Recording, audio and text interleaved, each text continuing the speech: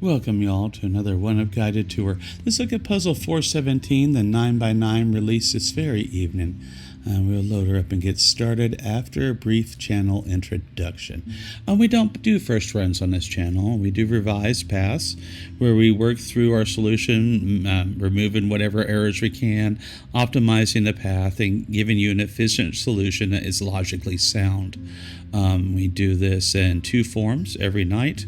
One is a mad dash, where we do it pretty much as quickly as possible without commentary. And tonight's puzzle is 60 seconds. We're already halfway done with that amount of time here talking now. And the other way is this guided tour, where I talk through the method I use to solve it and how, what you can do to solve your puzzles as well. Let's see. And let's just get started with it. In segmentation on this, it's not a very segmented puzzle. There's 5 unsegmented lines, 4 segmented lines. And there's no staggered segmentation, no 1/8 lines, no 2/7 lines.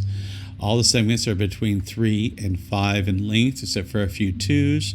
And those will solve together where they see each other. That's what tandem segments are. And we'll do that as we go along. The other thing to note is this multi-segmented line here in C7 and R7. They always end up playing a role in solves when they pop up because they change the structure and how it works. And their intersection is usually important as well. In this case, it's a 2. Let's get started. We'll start with pigeonholing R1. This is a 3-length cross segment, so it has to be 2 or 3. This 4-length cross segment is also only 2 or 3 because it sees 1 and 4 as that one does. And that leaves, when we get to this 5 segment with 1 through 4 gone, it means we get a 5 is what it means. And then we need a 6, 8, 9 for the rest, but you can't put a 6 here or here, and that makes a 6 there. This is the 2-3 pair and an 8-9 pair, and that's not bad. When I solve these puzzles, I say turn when you get to the end of a line. Always finish the line, always turn. And unless you have a better thing that really works. And that's here. And we don't get much here, but we turn again. And remember, we're only looking at the segmented lines. The first one, the shortest one, is this 2 length. And see, it's a 2, so we know it's a 1. The next one is this 5 length. With 1, 2, 3, and 4 gone, well, that's a 5. And the next one is a 6 length, and that leaves a 3, 4 pair. And we still aren't done with this line, because you can't put a 7 there, there, or there, so we get a 7.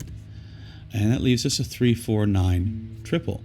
And yes, I didn't get this resolution or this resolution. I don't care, because I don't want to skip things in the line I'm working on. And only when I'm done with it do I move on to the next line. And now I'll do this 2 and see this 3 going down and making this 3. But now I've hit the end of a line again, so I turn. Need 1, 4, and 5, and this, of course, C is a 1 and 4. Leaves a 1, 4 pair, and I'm going to turn on the line where I placed a 5 because this is the line most likely to give me stuff. Now the next segmented line is here, and according to what we are given just in the horizontal, it could be a 2 or a 3. But if you look at it only in the vertical, it could be a 1 or a 2. And of course, that intersection of 2 is where we play 1 and 2. This is a 2-length segment. Next one going up is this 4-length. 2, 3, and 4 make it a 1. Next one is this 5-length, and we can't do anything. Leaves a 3, 5, and this is 3, 5, 6. So we turn. Nothing on that. Pass the barrier. Now we do need 3s. This 3 goes up. These 3s go down. Gives us a 3 there. And the same thing happens here. This has to be a 3.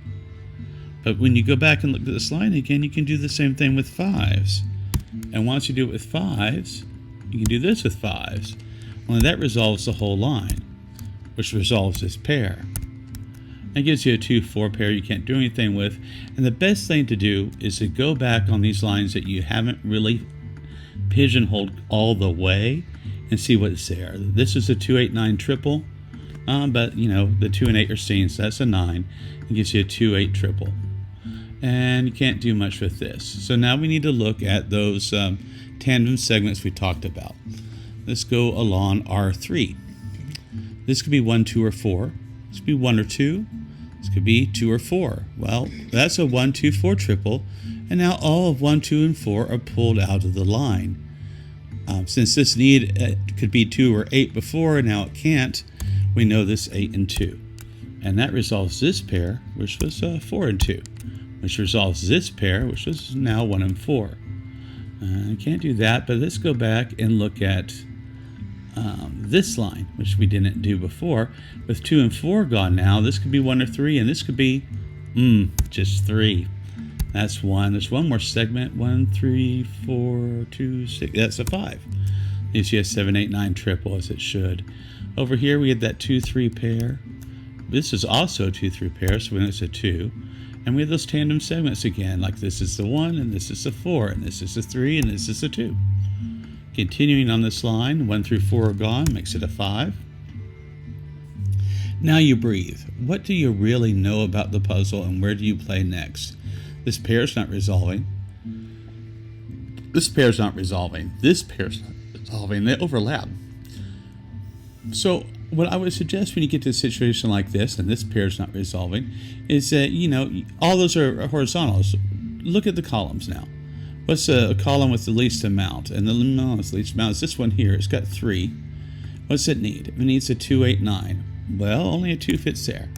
Only a 9 can go there. Makes that an 8. Makes that a 9. Working with columns works. Let's try it again. And can we tell where the 1 goes? 2 places for the 1. Do we quit? No. Where does the 4 go? Only 1 place for a 4. And where did that 1 go again? Only 1 place for the 1. The 1 through 4. Where does the 5 go? Not there, not there. It goes there. Cool. What about the 7 and the 8? Do we know those? We do. We did that whole line. And we get this one.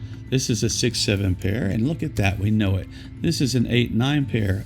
Another known item. Let's see. This is a 2, 4 pair. No, but look at this one. This 1, 2 pair we know now. And it tells us that 2, 4. This was a 3, 4, so I guess we know that too. This has to be a 3. This is a 5, 6 pair.